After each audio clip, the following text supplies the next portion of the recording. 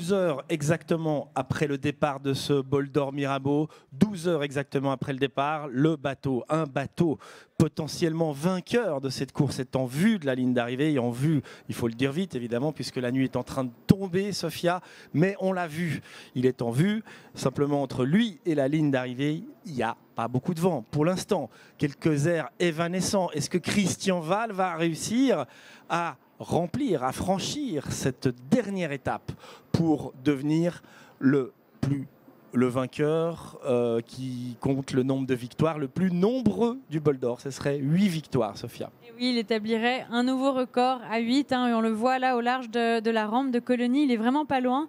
Ça fait un moment qu'on dit aux gens qu'il arrive. D'ailleurs, le concert qui mettait le feu, on leur a demandé de patienter puisque le vainqueur est en approche. Et on voit maintenant à l'image Art Explora, le premier TF35. Ça donne un peu un souvenir ça rappelle l'année où c'est un M1 qui a gagné devant tous les D35 et c'est vrai qu'eux ont une course dans la course, les TF35 pour le championnat. Pour l'instant, c'est Loïc Perron et son équipage qu'on va citer maintenant puisqu'ensuite on risque de se concentrer sur l'équipage de W avec Mathieu. Donc sur Art Explora, Mathieu Ravussin, un nom de famille qu'on connaît bien dans la région. Frédéric Jousset, devant Le Bihan, Arnaud Jarlegan et Valentin Sipan. Un équipier qui avait participé à la Red Bull Youth America's Cup en 2017. Ils sont nombreux d'ailleurs de ce Team France jeune et des Suisses aussi de cette Red Bull Youth America's Cup qui forment des talents qui se retrouvent ensuite sur ces beaux bateaux. Alors qu'on voit maintenant Rafika, les Hongrois, avec la lune derrière des magnifiques images. Je pense les dernières avant qu'il fasse trop nuit pour qu'on continue à vous montrer le plan d'eau.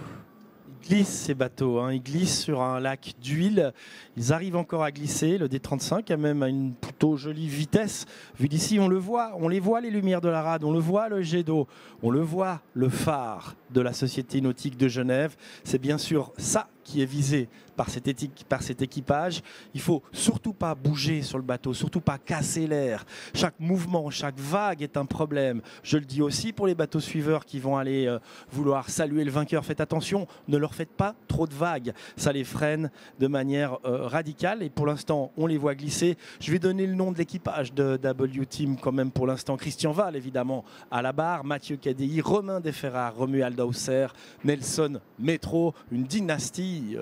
Les métros versoisiennes de marins. Et puis Guillaume Roll sont à bord et ils sont là dans la pénombre. Et derrière eux, à quelques milles, à quelques kilomètres derrière eux, tapis dans le crépuscule comme un loup, il y a Loïc Perron sur Art Explora qui pourrait les rattraper. Ce que je vous propose, c'est qu'on ne fasse pas plus longtemps pour l'instant, mais on vous retrouve très très vite pour célébrer cette arrivée en direct, évidemment.